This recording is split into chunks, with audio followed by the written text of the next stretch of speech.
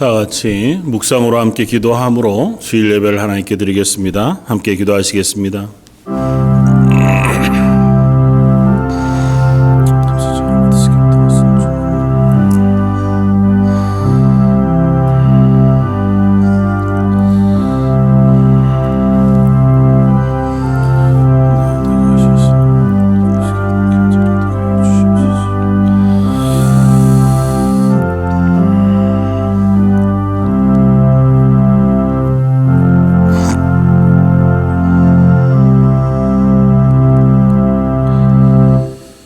이날은 여호와께서 정하신 것이라 이날에 우리가 즐거워하고 기뻐하리로다.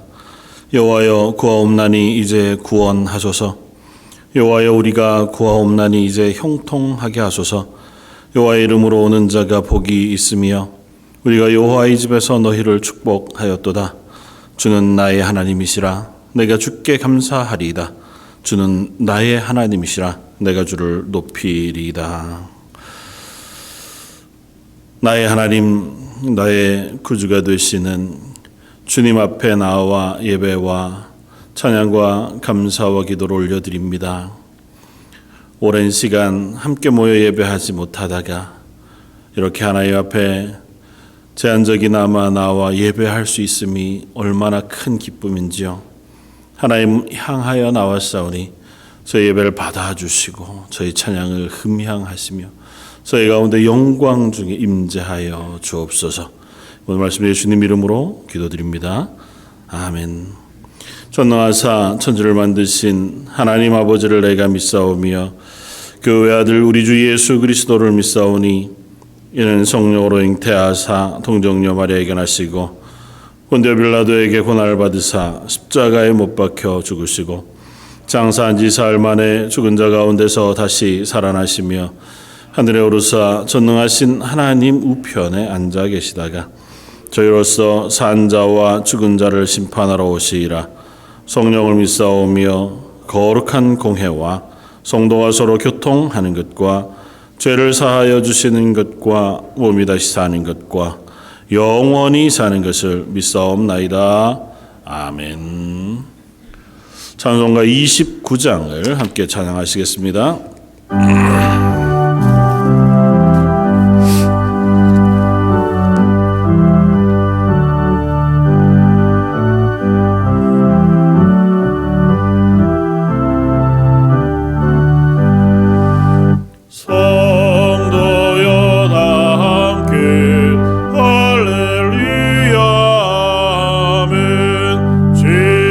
찬양하여라 할렐루야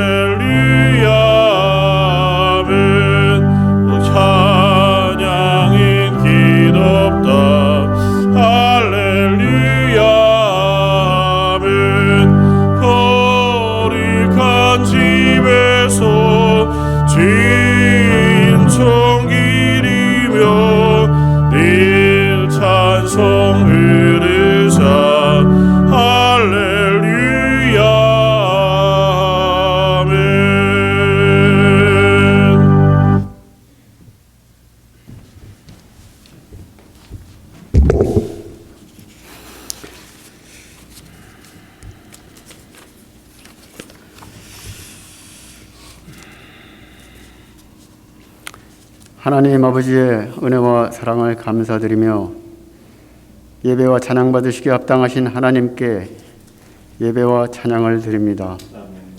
마음을 다하여 힘을 다하여 창조주 능력의 하나님을 이 시간 찬양합니다.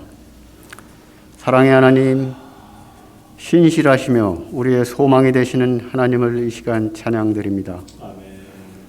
이 예배를 통하여 하나님께서는 영광을 받아주시길 원하며 우리들은 하나님을 경험하는 은혜의 시간이 되기를 원합니다.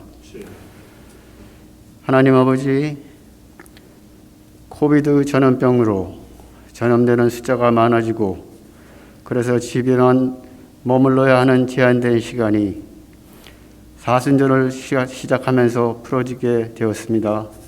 감사합니다.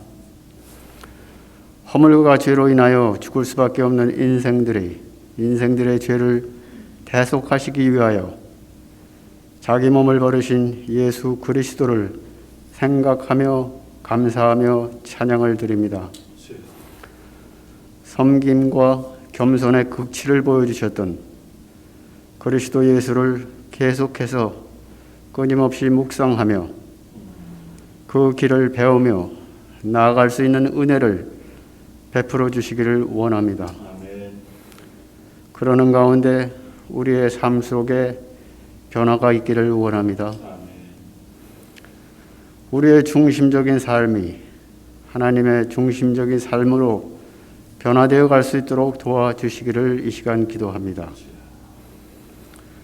하나님의 선하시고 기뻐하시고 온전하신 뜻을 찾기 위한 애씀이 있는 삶을 살아갈 수 있도록 도와주시옵소서. 하나님에 대한 믿음도 더하여 지기를 소원합니다. 믿음이 없이는 하나님을 기쁘시게 하지 못한다 했습니다.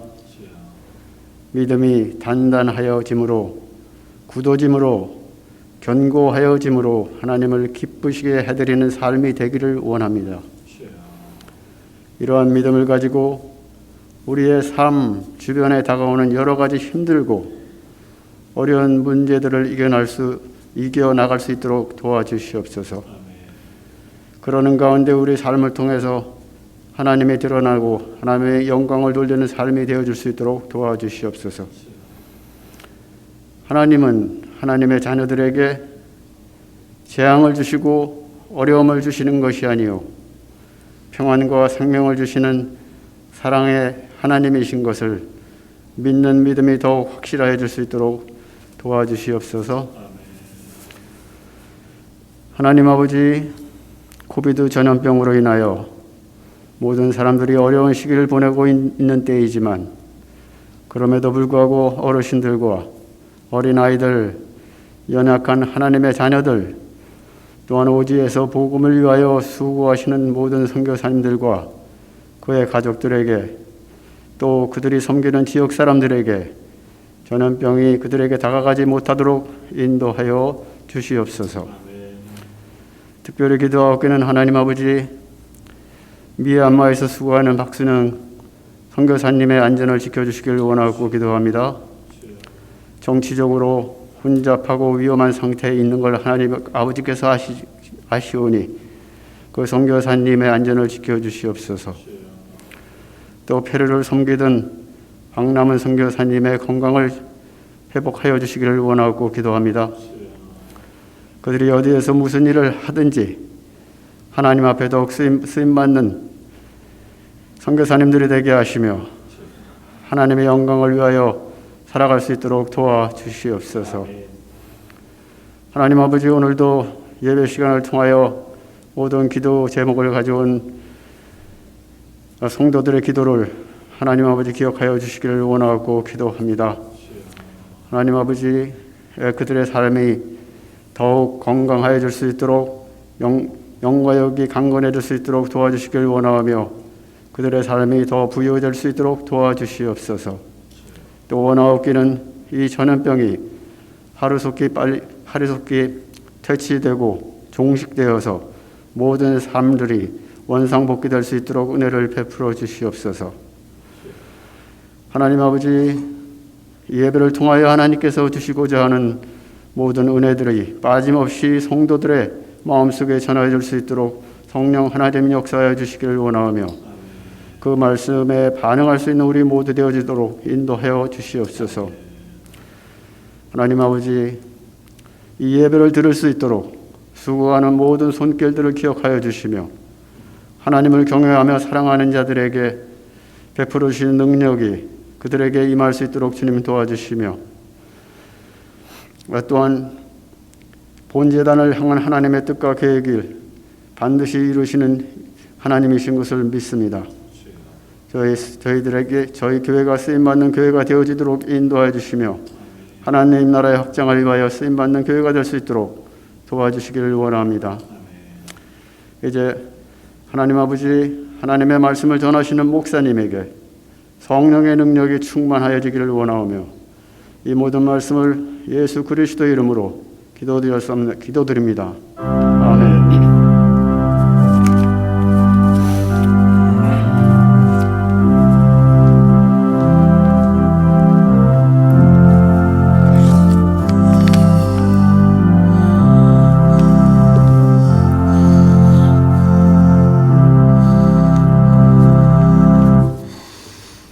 찬송가 382장을 함께 찬양하시겠습니다.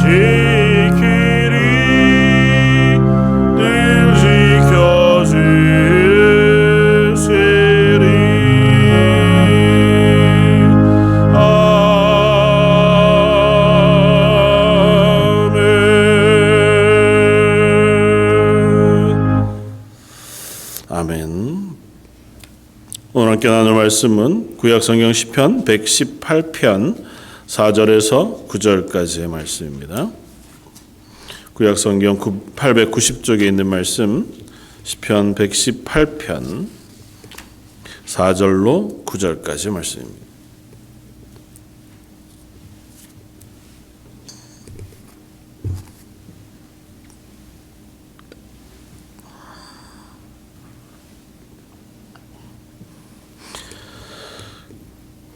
시편 118편 4절로 9절까지 다 찾으셨으면 한 목소리 같이 한번 봉독하겠습니다. 이제 여호와를 경외하는 자는 말하기를 그의 인자하심이 영원하다 할지로다. 내가 고통 중에 여호와께 부르짖었더니 여호와께서 응답하시고 나를 넓은 곳에 세우셨도다. 여호와는 내 편이시라. 내가 두려워하지 아니하리니 사람이 내게 어찌할까. 여호와께서 내 편이 되사 나를 돕는 자 중에 계시니 그러므로 나를 미워하는 자들에게 보응하시는 것을 내가 보리로다. 여호와께 피하는 것이 사람을 신뢰하는 것보다 나으며 여호와께 피하는 것이 고관들을 신뢰하는 것보다 낫도다. 아멘. 한번 같이 해보시겠습니다. 여호와는 내 편이시다. 참 좋은 말입니다. 참 좋은 말이고 한편으로는 유치해 보이기도 하고 좀 어떻게 보면 덜 점잖아 보이기도 하긴 하지만 마치 어린아이가 고백하는 말처럼 순전하게 저 여러분들의 고백을 하나님께 고백하고 또 스스로에게 다짐하는 그런 시간이 되면 좋겠습니다. 하나님은 저와 여러분 우리의 편이신 줄 믿습니다. 사실 어른이 되면 이런 말을 잘 쓰지 않습니다. 뭐 네 편이니 내 편이니 이게 좀 덜 성숙한 언어 표현이기도 하거니와 또 성숙한 사람들은 편이 아니라 모두를 아우르고 서로를 감싸주는 것이 성숙한 사람일 뿐만 아니라 특별히 성경이 예수님이 가르치신 대로 내 원수도 사랑하라고 말씀하셨는데 내 편 이렇게 얘기하는 것 참 얼마나 어려운 얘기고 또 그렇게 성숙하지 못한 말인지 모릅니다. 그러나 사람들끼리 서로를 향해서 해서는 안 될 표현이기는 하지만 하나님 앞에서는 우리가 얼마든지 그와 같이 고백할 수 있는 줄 믿습니다. 하나님 앞에서는 우리가 어느 누구도 점잖은 채 또 혹은 성숙한 척 하지 않아도 될 만한 그저 어린 아이와 같은 모양으로 하나님 앞에 서는 것이 그리스도인들의 삶이자 자세라 생각이 되었습니다. 하나님 앞에서는 모두가 어린아이와 같다고 하는 것이 성경의 가르침이기도 하고 심지어 어린아이와 같지 아니하면 예수님 그렇게 말씀하시므로 너희가 어린아이와 같은 심정 혹은 자세, 태도를 가지고 하나님 앞에 나설 것을 요구하고 계신 것을 봅니다. 그래서 다른 격식, 체면 혹은 여러 상황들을 다 내려놓고 그저 그냥 엄마만 바라보는 혹은 내 사랑하는 무엇만 바라보는 그런 어린 아이와 같은 심정으로 하나님은 내 편이시죠? 하나님 저는 하나님이 내 편이신 줄 압니다. 그렇게 고백하는 시간이었으면 좋겠고 그 고백을 풍성하게 담아가는 오늘 예배 하루가 되어지면 좋겠습니다. 시편 118편은 꽤 많은 신학자들 또 믿음의 사람들이 사랑했던 시편으로 알려져 있습니다. 종교개혁자였던 마틴 루터도 시편 118편을 두고 그렇게 고백했습니다. 내가 가장 사랑하는 시편은 시편 118편이다. 내가 환난의 때에 수많은 어려움의 때에 왕도 고관들도 심지어 내 사랑하는 성도들이나 내 친지들도 나를 도와주지 못했을 때에 이 시편이 나에게 큰 힘을 주었다. 이렇게 고백하는 고백을 들을 수 있습니다. 또 유명한 설교자였던 찰스 펄전이라고 하는 목사님도 내가 가장 아끼고 사랑하는 말씀으로 시편 118편을 꼽고 그 교회에서 자기의 삶 그리고 그것들을 위해서 지어드린 주빌리 하우스라고 하는 곳의 초석에다가 시편 118편 13절에서 18절까지의 말씀을 머릿돌에다가 기록해 두어서 그 말씀을 난 너무 사랑한다 이렇게 고백하기도 했었던 것을 들을 수 있습니다. 다른 것이 아니고 하나님이 나의 도움이 되신다. 내가 언제라도 하나님 나의 찬양이 되시고 나의 노래가 되신다고 고백하는 것이고 그 하나님이 나를 붙드시고 나와 함께 하신다. 그렇게 고백하는 고백이 순전하게 그 다윗의 고백 혹은 시인의 고백으로만이 아니라 나의 고백이 되었을 때 이보다 더 크고 놀라운 은혜의 고백은 없는 줄 믿습니다. 그래서 저와 여러분들의 고백도 이 고백을 닮아가기를 원합니다. 우리들이 살아가는 삶은 어쨌든 여러 가지 문제들이 있습니다. 이 땅에 살아가는 한 어떤 모양으로든 우리는 고난을 만나기도 하고 또 문제를 만나기도 합니다. 육체적인 문제 때문에 어려워하기도 하고 뭐 물질적인 것이 우리를 힘겹게 하기도 하거니와 뭐 관계 때문에도 혹은 정신적으로도 뭐 숱한 것으로도 내 죄 때문에 혹은 내 실수 때문에 내 욕심 때문이기도 하거니와 전혀 나와는 관계없이 나는 아무렇지도 않은 것 같은데 애꿎게 나를 향해서 도전해온 도전이나 미움 혹은 환난도 있고 요즘은 저희가 겪고 있는 코비드-19 사태처럼 그야말로 천재지변과 같이 기대하지도 계획하지도 원하지도 않았던 어려움이 우리에게 다가와서 우리를 넘어뜨리고 괴롭게 하고 바로 서 있지 못하게 하는 그런 상황으로도 몰고 가는 것을 봅니다. 그런 상황에 몰려 있을 때 시편 118편의 시인은 이와 같은 시간에 나는 여호와 하나님을 바라봅니다. 여호와 하나님이 내 편이 되십니다고 고백하고 있는 것을 봅니다. 오늘 이 말씀을 통해서 저와 여러분들이 몇 가지 함께 나누기를 원하는 것 중에 첫 번째는 고난의 때에 우리의 도움이 되시는 여호와 하나님을 바라보자 하는 것입니다. 사실은 고난의 때에 또 그것이 어떤 상황이냐에 따라서 우리는 그것들을 해결하기 위해 이것저것들을 찾아가게 되었습니다. 오늘 시인이 겪은 고난도 그의 고백을 통해 들어보면 크고 두려운 것이었다고 하는 것을 볼 수 있습니다. 10절 이하에 문 나라가 나를 에워쌌으니 11절은 그들이 나를 에워싸고 그들이 벌처럼 나를 에워쌌고 가시던 불에 불같이 타 없어졌다 고백하고 너는 나를 밀쳐 넘어뜨리려 하였다고 고백합니다. 그러니까 자기를 에워싸고 있는 그 문제 혹은 도전이 마치 세상의 모든 나라가 나를 에워싸고 있는 것 같이 느껴질 만큼 두려운 상황, 곤란한 상황 속에 자기는 놓여져 있다는 것입니다. 상상하기 어렵죠. 뭐 시인의 표현이니까 시적인 표현으로 이 어려움이 정확히 어떤 것이었는지 우리가 잘 알기는 어렵습니다. 보통 시편 118편은 다윗의 시라고들 생각합니다. 정확히 누구의 시라고 표제가 되어져 있진 않지만 시 안에 나타나 있는 고백들 그리고 상황들 정황들을 살펴보건대 아마 다윗이 쓴 시이겠다. 그렇다면 다윗의 인생을 생각해 보았을 때 다윗이 당했던 숱한 환난과 고난의 때를 우리가 염두에 둘 수 있습니다. 사울의 미움을 받아서 20여 년 가까이 광야를 유리하면서 방황하면서 자기 목숨 하나 부지하기 위해 떠돌아다니던 때이었을 수도 있습니다. 우리가 잘 아는 것처럼 블레셋의 아기스 왕에게 가서 자기 목숨을 의탁해야 할 만큼 위급한 상황에 놓여졌었던 때도 없지 않았습니다.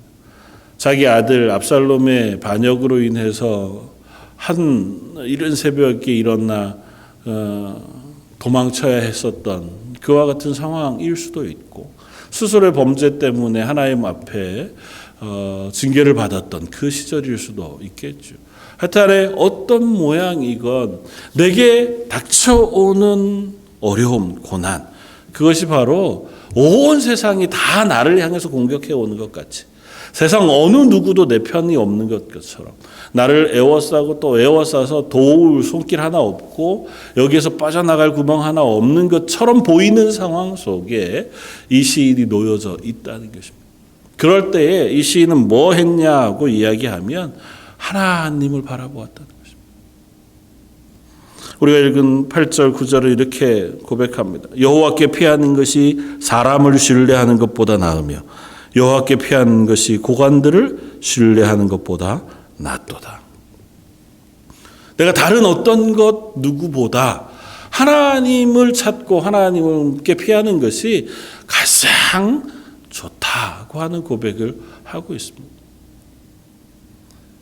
도울 사람들이 있을 수 있죠. 다윗 주변에 숱한 장수들이 있었고 다윗 주변에 충신들도 얼마나 많이 있었는지 압니다. 때로는 그들이 다윗의 위로가 되기도 했고 힘이 되기도 했습니다. 다윗을 돕던 모사들도 있었고요. 우리가 인생을 살아가다가 보면 나에게 힘이 되는 사람들도 있고 혹은 그게 물질이 될 수도 있고 또 내가 줄을 댈 만한 힘 있는 누군가일 수도 있겠죠. 그래서 어떤 문제가 딱 닥치면 제일 먼저 이 문제는 저렇게 해결하면 참 좋겠다. 저 사람의 도움을 좀 받으면 이 문제는 좀 쉽게 해결될 수 있지 않을까? 뭐 그런 생각들을 얼마든지 할 수 있죠. 그러나 다윗은 이 시인은 그때 사람보다는 하나님을 의지하는 것, 하나님께 피하는 것이 훨씬 더 낫겠다 고백한다. 조금 아까 읽었던 10절 이하에 자기를 둘러싼 숱한 어려움, 그 어려움 끝에 계속 반복해서 문나라가 나를 애워쌌으니 내가 여호와의 이름으로 그들을 끊으리로다. 11절에도 내가 여호와의 이름으로 그들을 끊으리로다. 12절에도 내가 여호와의 이름으로 그들을 끊으리로다. 13절에 여호와께서는 나를 도우셨도다. 그렇게 했어요. 그들이 나를 도전해오고 그 상황이 나를 넘어뜨리려고 할 때 내가 여호와의 이름으로 그것들을 이겨낼 것이다. 고백합니다. 어쩌면 이건 바람일 수도 있고 기도일 수도 있을 거예요. 나는 다른 것이 아니라 하나님을 의지해서 이 상황을 벗어나고 싶습니다. 하나님께서 나를 도와주셔서 이 상황을 이기게 해주십시오. 그럼 간절한 기도이기도 할 겁니다. 그에게 닥친 혼란이 무엇이든 간에 그는 다른 것보다 먼저 하나님을 찾는 것에 주저하지 않았다고 하는 것입니다. 저희가 생각해 보면 어려움에 처했을 때만 하나님을 찾는 것, 그것 때문에 우리가 참 많이 주저할 수도 있습니다. 사실 그렇잖아요. 우리가 보통 괜찮을 때, 평안할 때, 좋을 때보다 어려움에 처했을 때, 위기 상황에 놓였을 때 하나님을 찾기가 훨씬 더 쉽고 또 그렇게 하는 것이 우리들에게 죄송한 마음이 있잖아요. 또 목사님 설교할 때도 어려울 때만 하나님 찾지 말고 평소에 하나님하고 같이 동행하면서 하나님을 찾는 것이 참 신앙이다 그렇게 말씀하니까요. 근데 돌이켜 생각해 보면 그런 것 때문에 어려울 때조차도 하나님을 찾지 않는 건 더 어리석은 일 아닐까. 우리 연약한 사람들, 부족한 사람들, 죄인이에요. 사실은 뭐 번듯하게 아무리 체면치레 한다 해도 하나님 앞에 서면 어린아이 같은 존재일 수밖에 없습니다. 탕자와 같이 하나님 떠나갔다가 겨우 하나님 사랑으로 하나님 품에 돌아온 수준밖에 되지 않는 사람이 저 여러분들이잖아요. 근데 체면치레 할 게 뭐가 있어요? 그 하나님 앞에 나는 괜찮은 사람, 괜찮은 신앙인 이고자 할 이유가 없습니다. 그 앞에서는 그저 어린아이와 같이 그냥 다 내려놓고 하나님 앞에 서는 것밖에 없는 거죠. 그렇다면 환난의 때, 고난의 때 아니면 내 마음에 어려움과 힘겨움이 생겼을 때에 하나님 찾는 거야 너무 당연하지 않겠습니까? 어린아이가 아니면 우리가 평생을 살다가도 갑자기 무슨 놀랄 만한 일들이 생기면 제일 먼저 입에서 튀어나오는 말이 뭐예요? 보통 여성분들은 엄마잖아요. 저희 어머님은 아버님을 찾으시더라고요. 아버지 이렇게. 어떤 분은 엄마 아버지를 다 찾으시기도 하고 가끔 신실하신 분은 하나님을 찾기도 하시기는 하시던데 보통 그때 그냥 생각나는 존재가 엄마, 한없이 나에게 너그러울 수 있는, 내가 의지할 수 있는, 내 모든 것들을 알고 있는 그분을 찾게 되잖아요.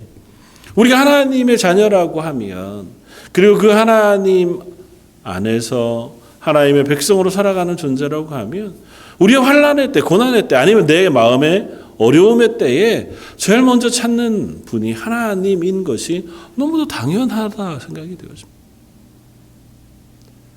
저는 말씀을 묵상하면서 스스로를 돌아봅니다. 가끔 하나님 앞에서 너무 내가 체면을 차릴 때가 많구나.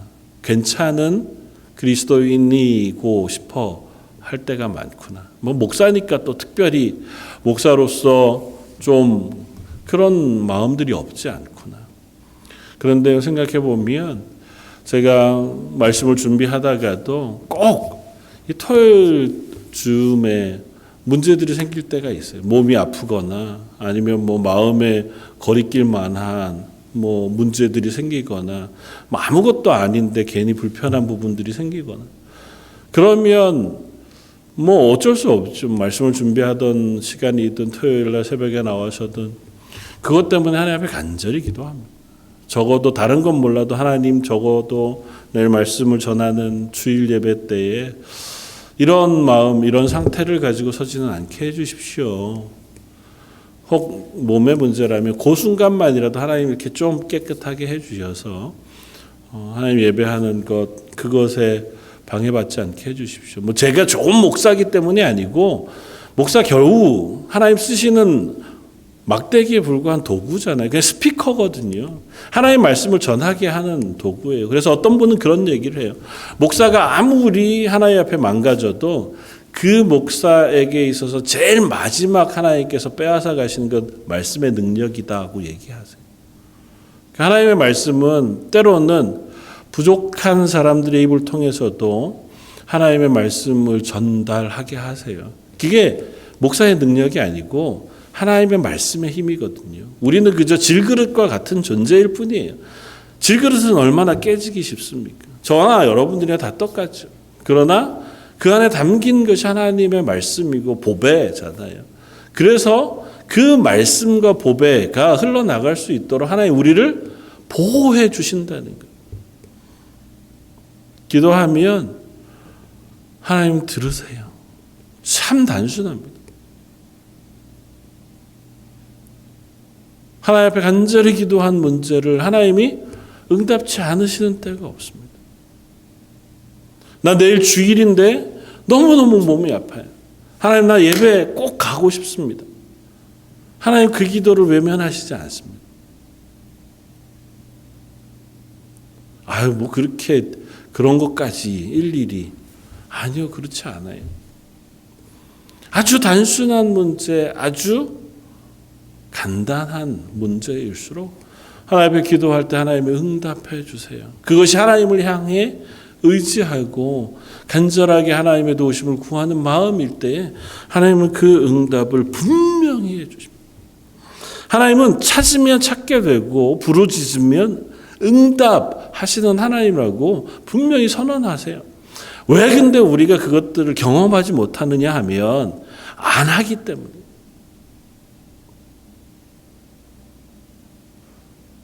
한 걸음 더 나아가서 얘기하면 좀 더 체면을 차리느라고 그렇게 못하기 때문이에요. 경험해보지 않았으니 그 다음에도 잘 안 합니다. 이 정도쯤은 내가 해결해야지. 뭐. 이거 다 하고 나서 그리고 가서 예배할 때는 좀 괜찮은 모양으로 나아가야지. 좋은 마음이에요. 나쁘지 않습니다. 그러나 하나님 앞에서 굳이 그럴 필요 없다고요. 하나님 우리 아버지가 되신다고요. 탕자가 아버지의 모든 재산을 가지고 가서 먼 나라에 가 다 탕진하고 이제는 아버지 집에 종이 되리라 이야기하고 돌아올 때에 저는 그 말씀이 너무 좋습니다. 옛날 개역 성경으로 아직 상거가 먼데 아직도 거리가 멀리 떨어져 있는데 그 아들을 보고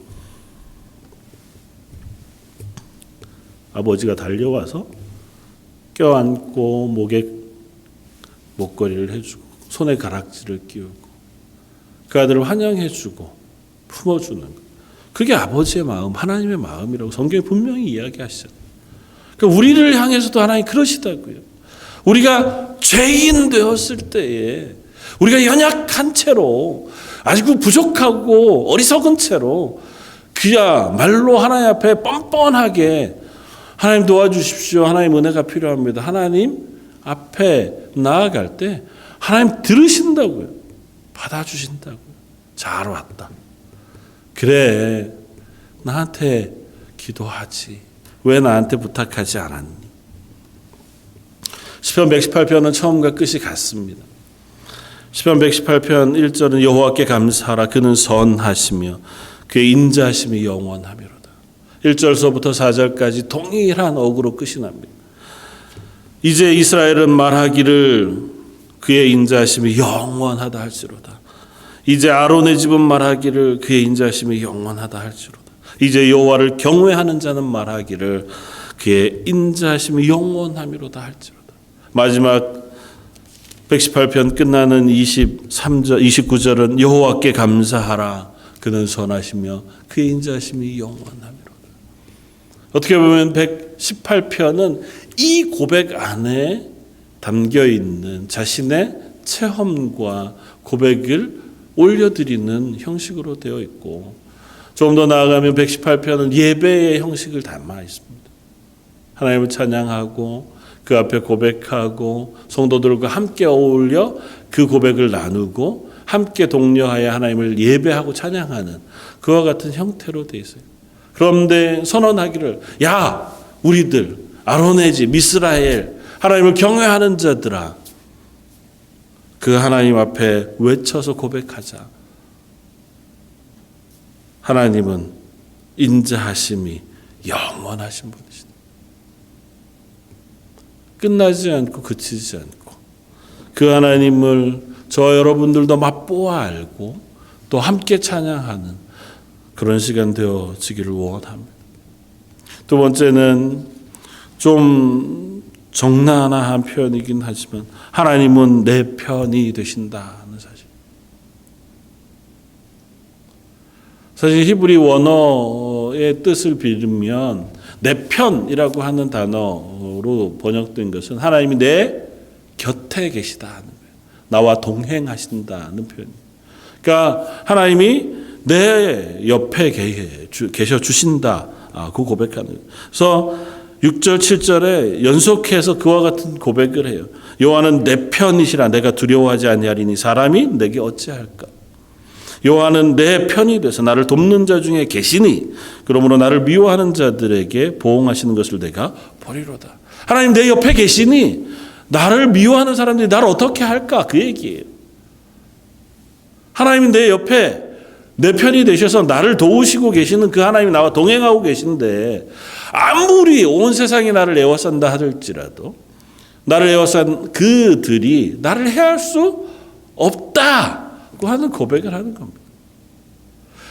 나를 도우시는 여호와 하나님께서 내 편이 되셔서 내 옆에 계셔 주시니 그들이 나와 싸워 이길 리 만무하다는 거예요. 다윗의 시라면 다윗은 그와 같은 고백을 이미 어렸을 적 했던 것을 우리가 기억합니다. 사무엘상 17장 이스라엘이 블레셋과 싸울 때에 어린 목동이었던 다윗이 블레셋 장수였던 골리앗과 싸우면서 그 골리앗 앞에 나아갈 때 이렇게 고백합니다. 사무엘상 17장 45절에 너는 칼과 창과 단창으로 내게 나아오거니와 나는 내가 모욕하는 여호와의 이름 곧 만군의 여호와의 이스라엘의 군대의 하나님의 이름으로 내게 나아간다고. 나는 칼과 창을 의지하지 않아. 너의 덩치나 너의 힘이나 군사력 그것으로 위협해 나를 도전해 오지만 나는 그것들을 의지하는 것이 아니고 여호와의 이름을 의지해서 나아가 너와 싸울 것이다. 물맷돌 하나로 거구의 골리앗을 이겼고 그의 칼을 빼서 그의 목을 베었습니다. 다윗의 경험상 하나님을 의지할 때, 하나님께서 나와 동행했을 때에 어느 순간에도 그는 지지 않았고 그 위협에서 멈춰 서지 않았습니다. 사울이 그를 괴롭게 했고 죽이려고 그토록 오랜 시간 모든 힘을 다 기울였을 때에도 그가 괴롭기는 했어요. 그 시간 평안하지만은 않았습니다. 거지같이 살았어요. 유리했고 굴 속에서 방황했습니다. 그 역시 마음속에 괴로움과 아픔을 토로했어요. 시편의 숱한 시편들을 읽어보면 그가 아픔과 괴로움 속에서 하나님을 향하여 토로하고 기도했던 내용들을 우리가 읽을 수 있습니다. 그러나 그 순간에도 사울이 다윗을 해하지 못했습니다. 주는 선하시고 그 인자심이 영원함이로다. 다윗의 입술의 고백이 그것이었습니다. 그 어떤 상황에도 하나님 내 곁에 계셔 주시니 하나님 나는 그 하나님으로 인하여 이길 수 있습니다. 아니 이 어려움을 넘어갈 수 있습니다. 저들이 나를 해할 수 없습니다. 저들이 나를 넘어뜨릴 수 없습니다. 그것이 어떤 문제라 할지라도 내가 전혀 상상하지 못하는 자연재해라 할지라도 그것이 나를 엄몰할 수 없습니다. 이사야를 통해서 하나님께서 말씀하시는 말씀도 동일하잖아요. 두려워하지 말라. 놀라지 말라. 너는 내 것이라. 내가 너를 지명하여 불렀나. 불이 너를 삼키지 못할 것이고 물이 너를 엄몰치 못할 것이라고 말씀하신다. 하나님 우리를 지명하여 불러 어렸을 때 태중에서부터 하나님의 것으로 삼아주셨다고 말씀합니다. 근데 왜 우리가 이 사실을 이 다윗과 같은 고백을 함께 고백하지 못합니까? 믿음이 약해서. 아직은 우리가 그 하나님을 다 알지 못하거나 경험하지 못해서. 그런 하나만 우리가 한번 확인해 볼 필요가 있습니다.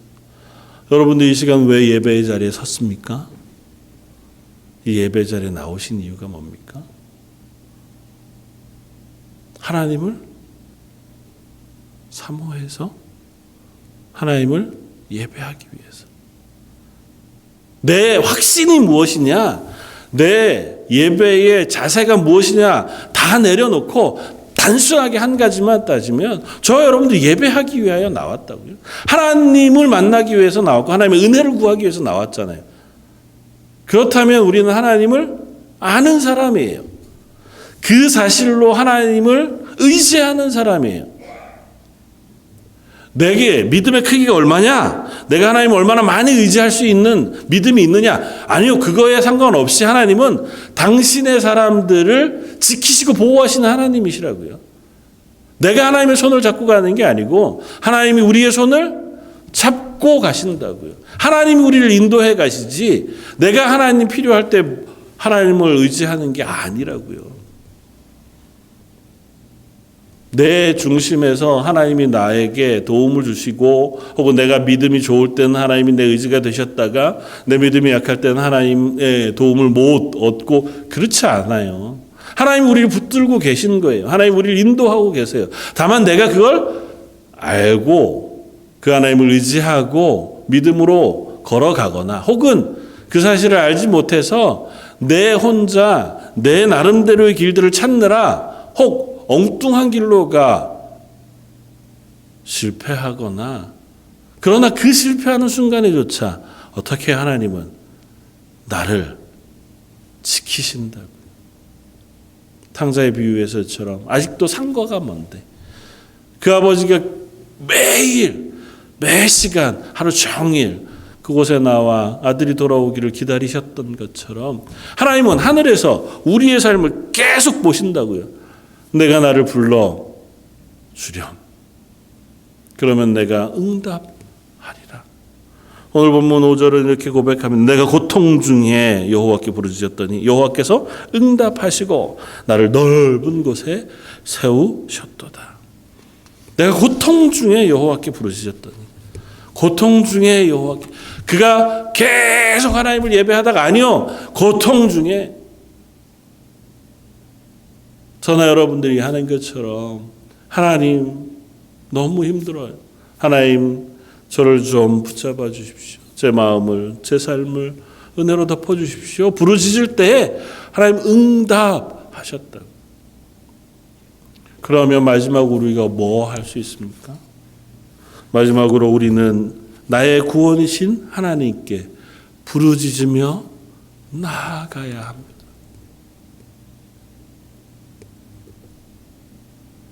알죠?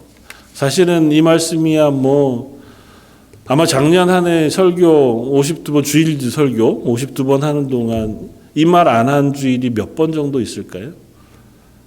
귀에 못이박이도록 들으셨을 것. 저도 했고 여러분들도 알고, 그런데 정말 우리는 하나님께 부르짖으며 하나님의 은혜를 구하며 나아가고 그 삶을 살아가나? 그렇게 질문해 보면 네, 그렇습니다. 대답하기가 그렇게 쉽지는 않아요. 모르겠습니다. 다들 각자의 자리에서 신실하게 하나님의 은혜를 구하며 하나님 부르짖으며 살아가고 계신 성도들이라고 믿습니다. 많은. 사실 우리의 삶이 그렇게만 사라지지 않는 것도 압니다.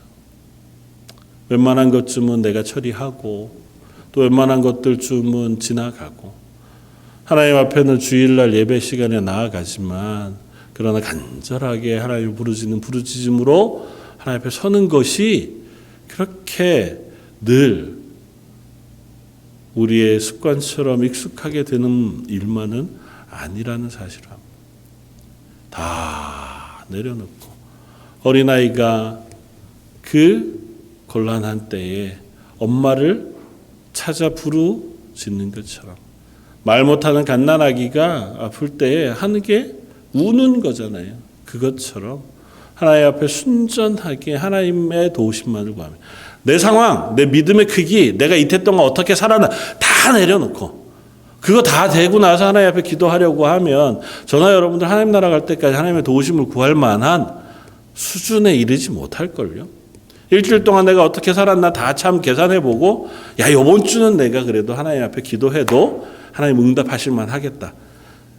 1년 52주 가운데 몇 주나 과연 우리가 하나님이 응답하실 만한 삶을 산 주가 있을까요? 그거 다 내려놓고 죄송하죠. 부끄럽죠. 그러니 어떻게 해요?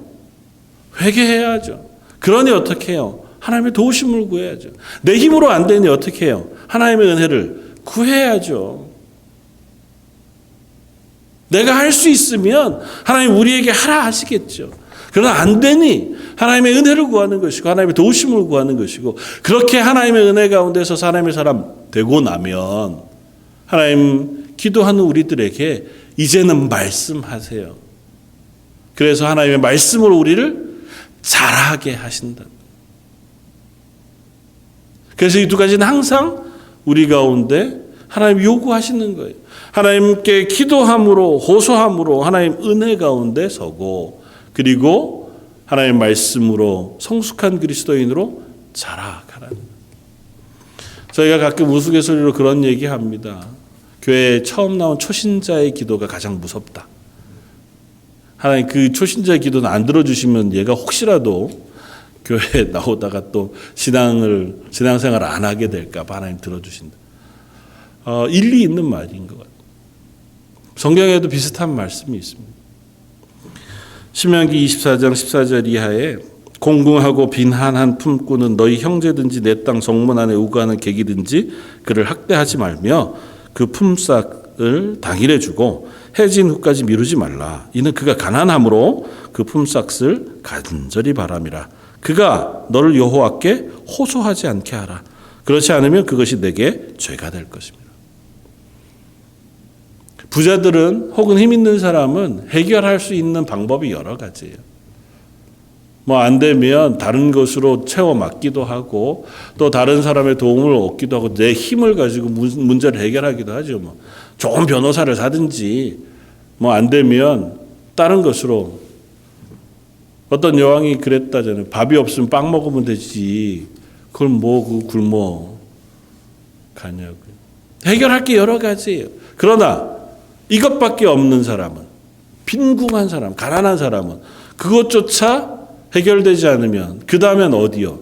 호소할 게 하나님밖에 없거든요. 하나님 앞에 호소하면 하나님이 그 호소를 들으시고 응답하시면 그게 내겐 징계가 되고 죄가 되잖아요. 어린아이가 호소할 때가 엄마밖에 없어요. 어린아이 같은 우리가 호소할 때가 하나님밖에 없어요. 내가 내 해결책을 찾는 것이 아니고 내 기도를 들으시는 하나님, 내 호소를 들으시는 하나님을 찾을 때에 하나님 그 호소를 들으시는 줄 믿습니다. 하나님, 저와 여러분들이 하나님 앞에 기도할 때에 우리의 상황과 형편을 아시는 하나님께서 하나님의 가장 아름답고 좋은 것으로 또 지혜로운 길로 저희 응답하시고 인도하시는 줄 믿습니다. 오늘 시편 기자였던 다윗이 고백한 고백이 저 여러분들의 고백이 되기를 바라고, 그렇게 고백하는 고백은 이렇게 확장해 나아갑니다. 14절, 여호와는 나의 능력과 찬송이시요 또 나의 구원이 되셨도다. 17절, 내가 죽지 않고 살아서 여호와께서 하시는 일을 선포하리로다. 이 고난으로 인해서 내가 넘어지지 않고 살아서 그 다음에 뭐 하겠다고요? 하나님의 하시는 일을 선포하겠다. 증인으로 살겠습니다.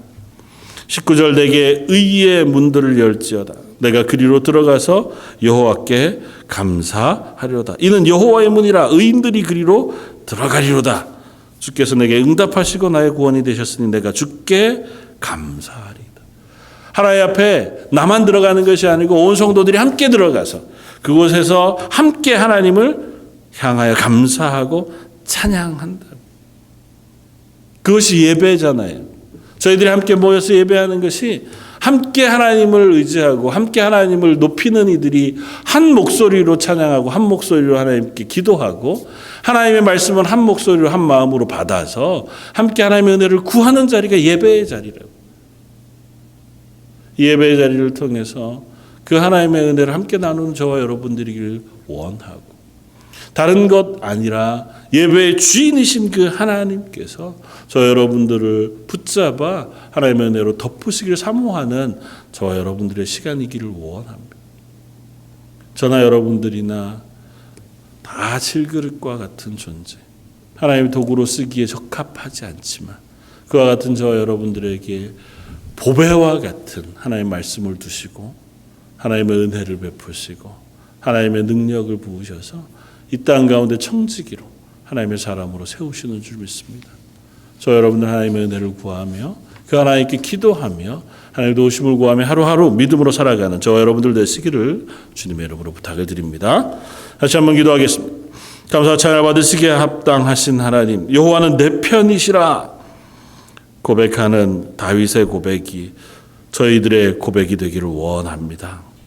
어쩌면 저희들은 얼마나 체면치레하느라고 혹은 또 젠체하느라고 순전하고 또 솔직한 심정으로 하나님 앞에 서서 하나님의 은혜를 구하고 하나님을 의지하지 못하는 사람들인지 모릅니다. 하오나 예배 자리에서 하나님을 바라봅니다. 예배하기 위해 나온 저 발걸음을 하나님께서 귀히 바라봐 주시고 그들의 고백을 들어주시며 그들 가운데 은혜의 풍성한 것으로 임하여 주옵소서. 오늘 말씀 예수님 이름으로 기도드립니다. 아멘. 찬송가 295장을 함께 찬양하시겠습니다.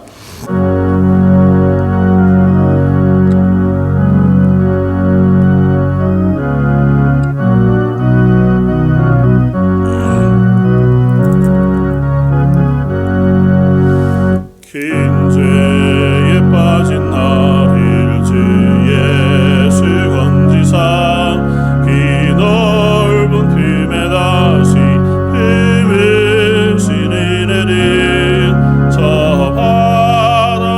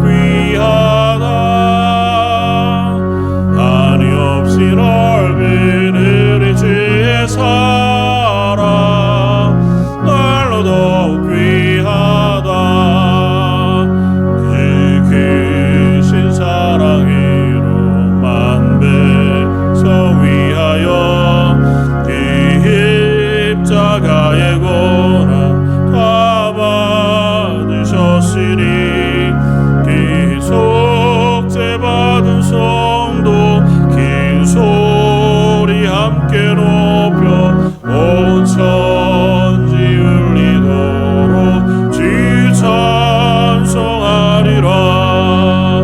날로 더욱 귀하다. 날로 더욱 귀하다. 한이 없이 넓은 이리 주의 사랑. 날로 더욱 귀하다. 아멘. 교회 광고 소식 주보를 참고해 주시기를 부탁을 드립니다. 뭐 늦었지만 이제 새해 들어서 함께 모인 첫 예배여서요. 안내 데스크에 보면 새해 말씀 카드가 비치되어 있습니다. 하나씩 가지고 가셔서 기도하는 제목으로 삼고 붙들고 기도하는 한 해가 되었으면 좋겠고요. 세금 보고를 위한 기부금 증명서하고 또 헌금 봉투도 비치되어 있습니다. 찾아가 주셔서 사용해 주시기를 부탁을 드립니다. 주일학교 EM 예배를 위해서도 기도해 주시기 바랍니다. EM 예배는 오늘부터 10시에 같이 드려지고요. 주일학교 예배는 계속해서 의논해서 조만간 빨리 예배로 모이도록 하겠습니다. 기억하시고 참여해 주시기를 부탁을 드리고 어르신들 위해서 또 교회를 위해서 기도해 주시기를 부탁드립니다. 이상입니다. 제가 한번 기도하겠습니다. 지금은 우리 주 예수 그리스도의 무한하신 은혜와 아버지 하나님의 그 크신 사랑하심과 성령님의 위로 교통하시고 우리를 하나님의 편 되게 하시고 우리 곁에 계셔서 우리와 동행하여 우리를 이기게 하여 주심이 머리 숙여 예배하는 모든 성도들과 그들의 자녀와 가정과 하는 일들 위에 지금부터 영원까지 함께 계실지어다. 아멘.